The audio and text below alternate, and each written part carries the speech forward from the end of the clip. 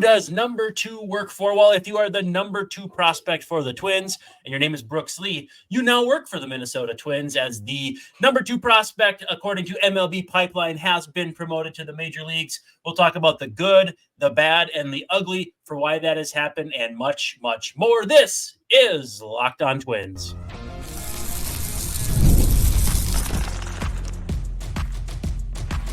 You are Locked On Twins, your daily Minnesota Twins podcast. Part of the Locked On Podcast Network, your team every day. Again, and welcome back to Locked On Twins. I'm your host, Brandon Warden. You can unfollow me on the tweets at Brandon_WARNE. I have been watching the Twins for 30-ish years and covering them for about half that. Mr. Dave Brown is joining me at Answer Dave Brown. Lay down your credentials, my good friend. 30 years, that's one long game. You've been watching the Twins for 30 years. Actually, I got a funny story about that. Well, I'll be the judge of that. My credentials, well, I don't know if we have that much time, folks. I'm kidding. I've been in the Baseball Writers Association since 2012. I've covered professional baseball since 1998, the summer of Sammy and Mr. Mark McGwire. So that's where I come from. Yeah, I remember that season quite well. Thanks for making Locked On Twins your first listen every day. We're free and available wherever you get your podcasts, as well as on YouTube. And, of course, as part of the Locked On Podcast Network, we're your team every day. And I do have to say, Mr. Dave Brown, we have a very fun July 4th episode scheduled for everyone. We got to talk with comedian Eitan Levine, and he was delightful. It was very funny, 35 or 40 minutes. Over our time slot, but if we're going to do it, I think that was a good choice to do it with. Eitan is trying to raise money for Make-A-Wish. He's a Make-A-Wish alumni, which is kind of an amazing story in and of itself. Yep. Or I guess he would be an alum. He's not more than one alum. That's impossible. He's only one person. But he had cancer as a child and survived, and the Make-A-Wish Foundation helped him get through it, and he's trying to help others by throwing lots of first pitches, a Guinness World Record amount of them, ceremonial first pitches, and you can see him at the Twins ballpark on July 4th do that. Yeah, and my takeaway was that I want to be his friend. He was so funny and so charming and just very conversational, as you would expect a professional comedian to be. So before we get started here, this episode is brought to you by PrizePicks, the easiest and most exciting way to play DFS. Go to prizepicks.com/LockedOnMLB and use the code LockedOnMLB. That's all lowercase. That's all one word for a first deposit match up to $100. Today, we're going to talk about the upside and downside of Brooks Lee making his major league debut. And if you're listening to this as it comes out, it's pretty much right now. So I gotta go. Yeah, right. Remember, also, you can catch every pitch of the Twins hometown broadcast with Chris Atterbury and friends on SiriusXM. Just download the SXM app, search Twins, and you will find it. You got the Festivus for the rest of us facing Tigers. Righty Cater Montero, 7:10 first pitch central at Target Field. Montero getting the start because Jack Flaherty was scratched, not scratched in terms of you scratched my CD, but scratched as in his back is bothering him and is going to give him a trip or a time off in the rotation. So Twins getting a bit of a break there after beating Tariq Skubal, or at least the Skubal-led Tigers on Tuesday night. So, yeah, Brooks Lee coming up and basically demolished AAA. 329 batting average, 394 on base, 635 slugging. Every time you and I recorded, he seemed to hit another home run. He had more home runs, 7, than he had doubles, 5. Great strikeout to walk ratio. And it looks like he's going to play third base, at least in the near term. We'll explain why that is. If you've been under a rock, you probably don't know yet. But what are your expectations? What are your thoughts? Well, if you've been under a rock, let's help you up from there. That's very dark and very smushy place to be. The one thing from his stats that I noticed, he's not played a lot of third base, about 85 innings in the last 2 years combined. But as a groomed shortstop, if you will, he'll be able to do that. He should be able to play third base. Having read Keith Law's report on him at the beginning of the year, he's got a good arm. He can make the throws from over there. And if he's got shortstop range, he's got third baseman range. So that's good. one thing about his stats that I saw this year, he's kind of got his switch hit back on. Last year, he had a bigger split against left-handed pitchers. He was down a little bit for whatever reason. This year, back up, kind of like 2 years ago. So I think this is just a guess. I think he's a natural right-handed hitter because I saw a video of him as like a 9-year-old. When he was drafted, they put the home movies together, and he was doing a lot of right-handed hitting in this video. So he's got 3 homers in 13 games as a right-handed batter. So it's not a huge sample size, but it's still encouraging to me that he's hitting like a righty like he did before this season. So I think that's a good sign. Yeah, he'll get a look at Cater Montero, who was on Fangraphs Eric Longenhagen's top prospect list coming into the season, number 22. Looks like he's a 93 to 95 mile an hour fastball guy, but no good secondary pitches. Now that certainly could have changed since January, but I doubt in any real meaningful way. So we'll see how Brooks Lee and company fare against a fellow rookie. And so again, should be a much, much more preferred opportunity than facing Jack Flaherty, Flaherty is having a great season and might have been putting himself in position to be traded again. Wouldn't it have been funny if the Orioles traded for him again at the deadline? Last year they did. It didn't really do them or him any good, but he's much healthier and much more, he was much healthier and much more effective this season. I wonder now in these next 3 weeks and a half before the trade deadline, if his injury is kind of recurring back issue is going to prevent the Tigers from making a move. I kind of hope, just for Tigers fans' sake, that they hold on to him and develop other players, because it's sort of a tough situation to be bad or a mediocre team and then get some good players and then, we got to trade them for the future because we're not ready to win the World Series now. I don't necessarily always believe in that philosophy. So hopefully he's healthy and he stays with the Tigers and lives happily ever after under. Yeah, those trades can go one of two ways, because a lot of times you just flip a bunch of prospects and nothing ever happens. And then sometimes you trade Nelson Cruz for Joe Ryan. So it can go a lot of different ways. So much for the futures game. I suppose that is the case with Mr. Brooksley. I don't know if that means the Twins get to name a replacement. I don't know if every organization has to be represented just like the All-Star game, because he was the only player going to the futures game for the Twins. Could open the door for, Walker Jenkins or maybe someone lower profile. But I wonder if David Festa was on tap to probably go to that game, and then just they got word that he was going to be brought up ahead of time, so they were able to make a change there. So I wonder if, obviously David Festa isn't going to the futures game either, but I don't believe that there is a rule that you have to have somebody representing you in the futures game. Although the futures game, they change the rules every few years. Sometimes it's the USA versus the world, and sometimes it's NL versus AL. And so I don't know exactly what the rules are, but I don't think everybody has to, I think it'll say on Brooks Lee's resume that he was a futures game selection, if not somebody who played in the game. And he can't go because the Twins, the futures game's on Sunday, right? On a Sunday. So the Twins are playing that day. So sorry. Well, you can't double book him, which you can't have that happen. How many futures games have you been to? I think the answer is 2. I remember Joey Gallo. I was at Joey Gallo's one at the Target Field. You and I were both there. I was at that one too. Yeah, when he hit the truck and broke it. And didn't Javier Baez go oppo there? I don't remember if it was in batting practice or if it was during the game, but he crushed a ball onto the pavilion there. And that was at that time, because it was year 5 of Target Field. We had not seen much right-handed power to right field. It still really haven't, if we can be perfectly honest. But that was an impressive array of prospects that came to Minnesota that year. I've seen people complaining already about how the prospects at this futures game are not that good.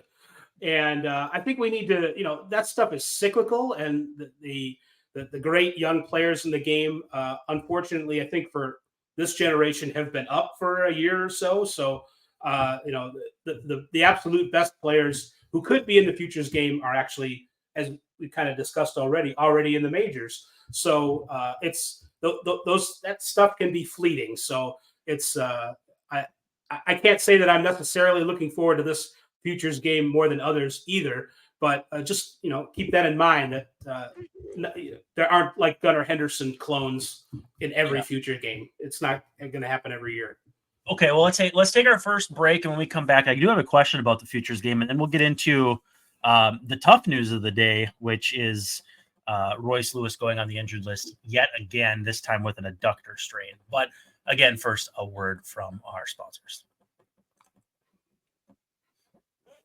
This episode of Locked On Twins is brought to you by Booking.com. Booking.yeah, with hotels, bed and breakfast, vacation rentals, resorts, and so much more on Booking.com. You can find your perfect stay even in your baseball rival city. So if you want to go to Chicago, if you want to go to Cleveland, if you want to go to Detroit, I highly recommend Kansas City. I think Dave probably would too.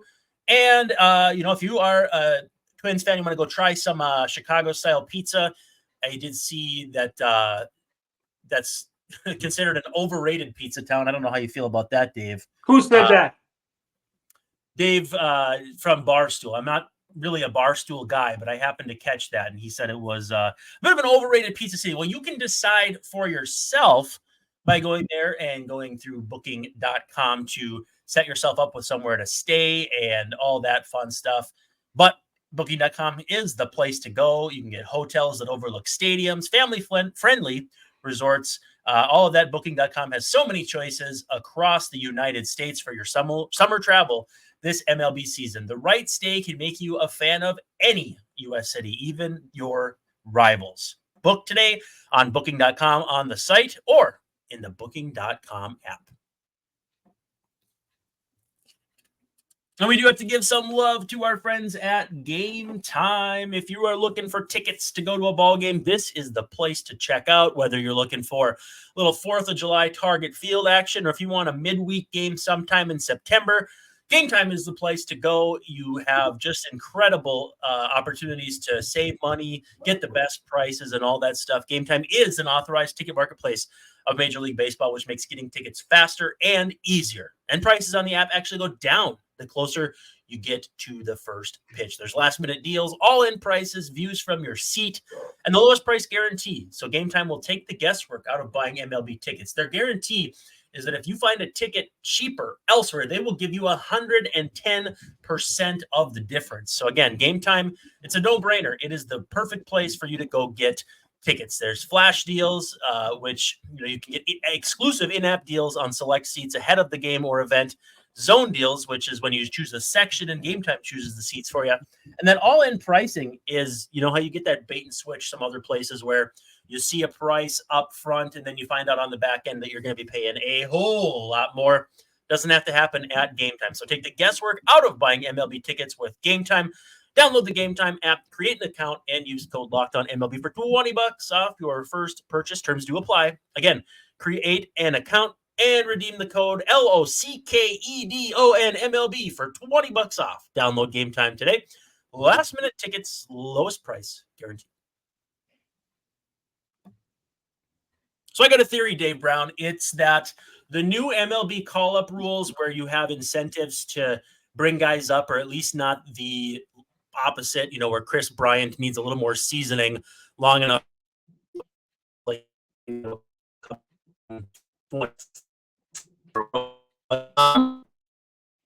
My take is that may be why there aren't as many exciting prospects near MLB ready for the futures game.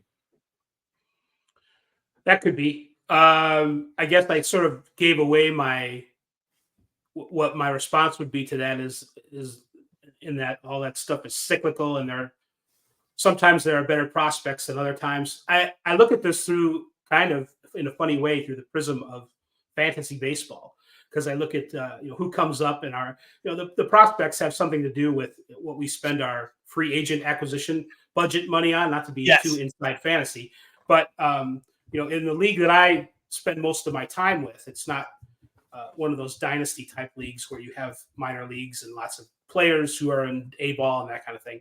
But it's who's ever coming up at the time. And in recent years, it's been gold mine after gold mine of player who, you'd spend all your $100 on this prospect or that prospect. And that's how it's been for 3 years. But for a few years before that, I remember it's who would come up and it just wouldn't be that exciting. And that wouldn't be a good play to put all your dollars in one person's basket because the prospects or the situations or the timing wasn't that good. So I think there is something possibly to what you're saying, but I think also it's a fact that it's just not an endless stream of generational talents that come up. And we're in the kind of the downer. We're headed towards the down low on that right now. Can you talk me out of being eager to see Brooks Lee and the idea that he's going to hit the ground running? Because again, I know prospects are no guarantee, but it feels like, he played college, coach's kid, came up, has great numbers, has polish. This is the kind of prospect that feels a little more, not slam dunk, but likely to succeed. You see Byron Buxton, a toolsy guy, takes a while. Torrey Hunter back in the day, toolsy guy, takes a while. In fact, the rumor was that Torrey actually almost went back to football and was sleeping in his car for a while. That's a different story for a different day. Do you feel like this is a prospect that maybe you can dream on a little more from a stability standpoint? Because they're going to want stability behind Royce Lewis. Not so much in the fact that, Jose Miranda has taken the third base job and run with it, or at least that role on the team. But to fill in for Royce, you're going to want some stability on the 26-man roster. I think stability is a good word considering what the Twins have kind of been coming from this year at third base and second base. We started the season with Edouard Julien, who unfortunately is kind of stuck and flailing away a little bit in AAA, and it's going to take longer to get himself right than I think anybody wanted. So you've got those issues there, and then the issues with Royce just not being able to be in the lineup because of injuries at third base. So where Brooks Lee fits into that situation as a new player is, I think, somebody maybe with a ceiling that isn't as high as someone like Royce Lewis, where, remember when Royce would be hitting home runs with the bases loaded, like every time the situation occurred. I don't know if he's that kind of prospect for as high of a prospect as he's ranked. But like you said, you listed some reasons. He played in college, coach's kid. I think what he brings is a very good addition to the lineup that can help immediately, where there is less of a learning curve, where maybe there won't be a struggle at the beginning, knock on wood. A guy who can come up and play the position, third base or second or even short, competently, and hit a lot of doubles, hit an occasional home run, make a lot of contact on fastballs, not strike out so much, be good from both sides of the plate. A kind of, another piece in the lineup where the Twins have had when the Twins have been going well offensively, it's mostly because they've had most of the spots in the lineup going pretty well at the same time. It's been a kind of a team effort. Occasionally you'll get somebody hot like Royce or Jeffers was for a while, occasionally Buxton, but he fits in well in that regard. So he's another good piece for Rocco. It's a bummer to me because I like Royce Lewis a lot. I like what he can do. I'm gonna miss him a lot having him out there. Everybody knows his attitude is A+ as well, good vibes. So that part is a bummer. But I think if anybody can kind of come up and sort of fill in and maybe do even a little better than that, it's a guy like Brooks Lee. So I think from that standpoint, that's what the people can look forward to. Yeah, the Twins are kind of a team that can overwhelm you with depth. The kind of the opposite of the White Sox the last 2 years, where if one guy goes down, suddenly you're playing, Lurie Garcia every single day or whatever. Corresponding move to get Brooks Lee on the 40, Brock Stewart to the 60. We need to emphasize this is not any sort of setback, because I saw a lot of that on Twitter. It's really just a matter of procedure to get him on the 40. That is Brooks Lee.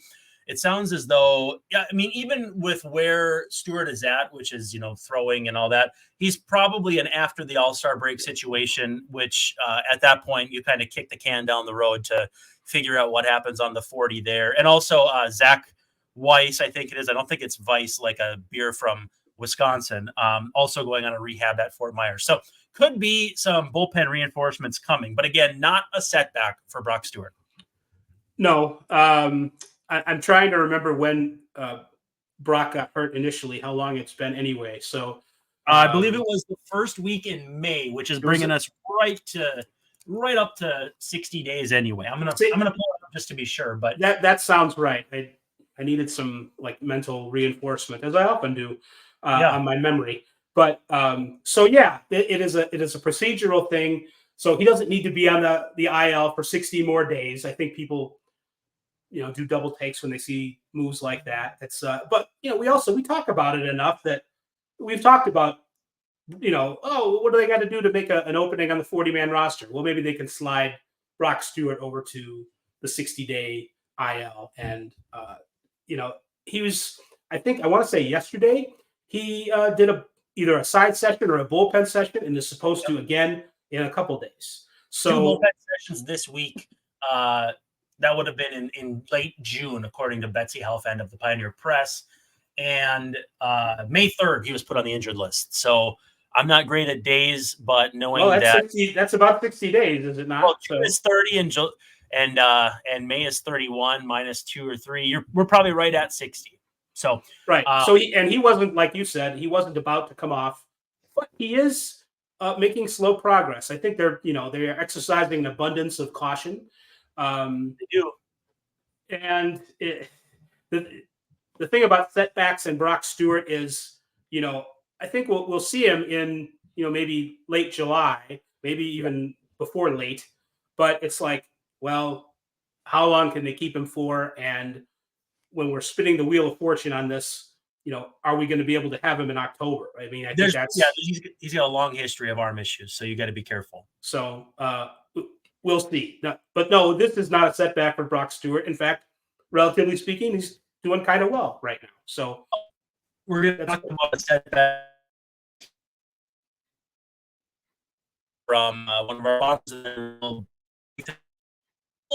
Full circle, but first a break.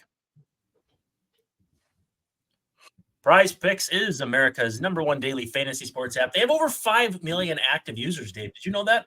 Well, from our advertising, I did know that. Yes. If they hadn't advertised on our show, would I know that? I would not know that. Well, it's the easiest and most exciting way to play daily fantasy sports because it's just you and the numbers. You don't have to worry about one of those folks who's playing 50 entries in a 100-entry contest or using an algorithm to mess with you. It's just more than or less than on 2 to 6 player stat projections. You can watch your winnings roll in, and you can win up to 100 times your money on PrizePicks with as little as 4 correct picks. So you could turn $10 into $100. So if you're looking for promotions, PrizePicks has you covered every week. You can lower your players' selected stat projections on Tuesdays or help your lineup hit by getting your entry fees back if you have a losing lineup on Friday. And even though NBA is over, WNBA is on fire right now. They're doing all-star stuff, getting ready for the Olympics. Stars like Caitlin Clark and Angel Reese, if you like the rookies, Nafisa Collier, Brianna Stewart, so many veteran stars too. And you can win up to 100 times your cash watching those ladies ball out. And player and stat types. There's so many different ones to choose from. Honestly, you got to dive in for yourself because I can't give it enough respect and love in the time allotted. So download the PrizePicks app today. Use the code LOCKEDONMLB for a first deposit match up to $100. That's code LOCKEDONMLB. It's all one word on PrizePicks for a deposit match up to $100. Pick more, pick less. It's that easy. So, Dave, I did want to mention, or we kind of have to mention, that Royce Lewis going on the IL with a right adductor strain, I believe. But same side as the quad. It's somewhere in the area of like the pelvis, inner thigh. It's a very touchy place. Let's just say. Let's not get too NC-17 so early in the evening. So grade 2, it's about 3 to 6 weeks according to the. I used Google. By the way, Tyler Malley going on a rehab assignment for the Texas Rangers. I think it started yesterday. So I know how to use the Google.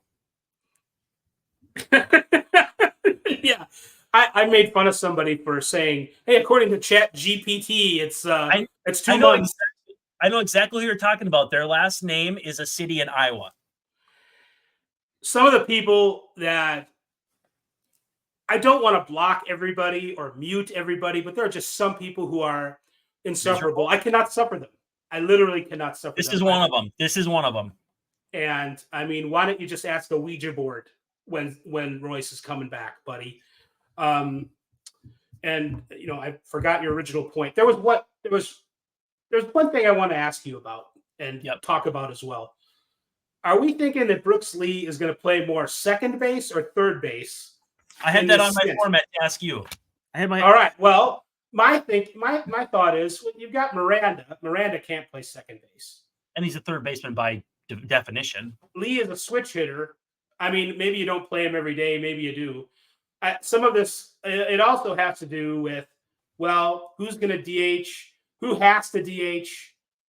What's going on with Kepler in right field? Kepler is kind of the X factor here. Like where Brooks Lee plays, to me, might come down to, well, how Max Kepler's doing, honestly, because if he is in right field every day and not injured and it's not Margot out there in right field, then that creates a vacuum at a DH where you could put Miranda or whatever, and maybe Lee is playing third base every day. I'm not sure, if you can play shortstop, supposedly you can play second. Yeah. I just don't know if I think we're going to find out like how valuable and versatile Brooks Lee is, because I think he's going to play a lot of both. I think it's going to end up being a lot of second and third. Well, and my question, the way I was going to frame it is, do you expect Lee or Lewis to be third baseman if they're both healthy? Because Lewis's throwing issues are, I don't know if they're quite problematic yet, but, he would be great at second base. I mean, the athleticism, the shorter throws, I think he would be to have 3 guys on your infield who are shortstops would, again, that's the dream, and a lot of teams have that, but yeah, that's why you draft shortstops, because you can supposedly put them anywhere. No, yeah. I know where you're going, and that is, that's a little cart before the horse, because it's weeks away. But we might come to that point. I don't know. Somebody framed it like this online. Somebody who I'm not annoyed with said, well, would second base be a healthier option for Royce Lewis?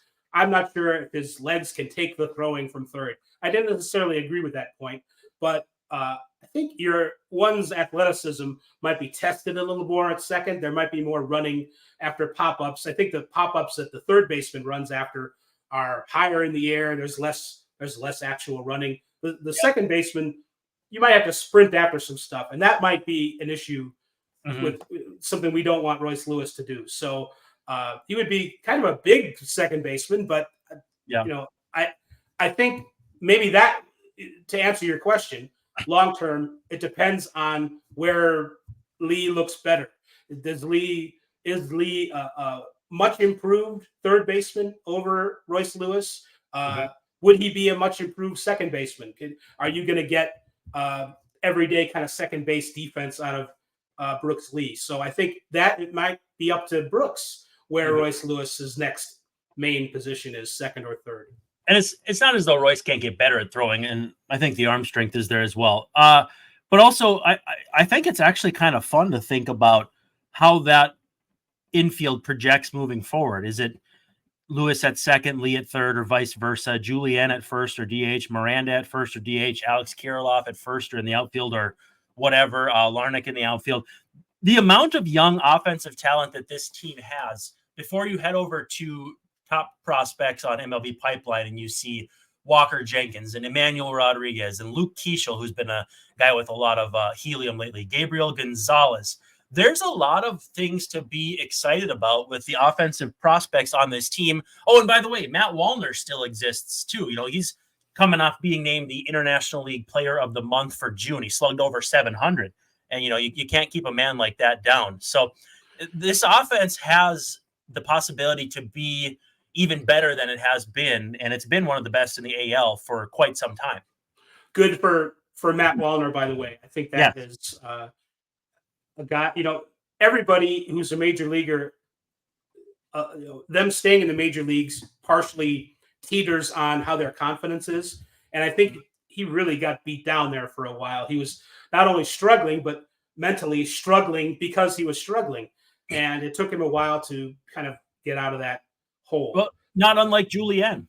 Yes. I think if you want, they're two different people, but if you want to look optimistically at maybe how Julian's season and career might go, look at Wallner, a guy who, sometimes maybe gets down on himself a little bit and has to climb out of those mental holes in addition to the statistical ones. And he's doing that in AAA now.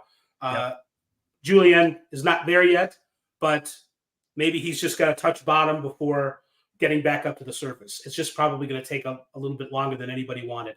Yeah, it's like bouncing off the ocean or pool floor to get yourself back to the top. Well, hey, Dave, that's about it. That's a wrap. We actually got done early on this one because, by the way, the one that you'll see on the 4th went a little long. So apologies, but have a good 4th, everyone, especially you, Dave. This has been... Especially me. Yes, especially you. This has been Locked On Twins. Thank you so much. Again, be safe and have fun on the 4th, and we'll see you tomorrow night. That's the wrong button.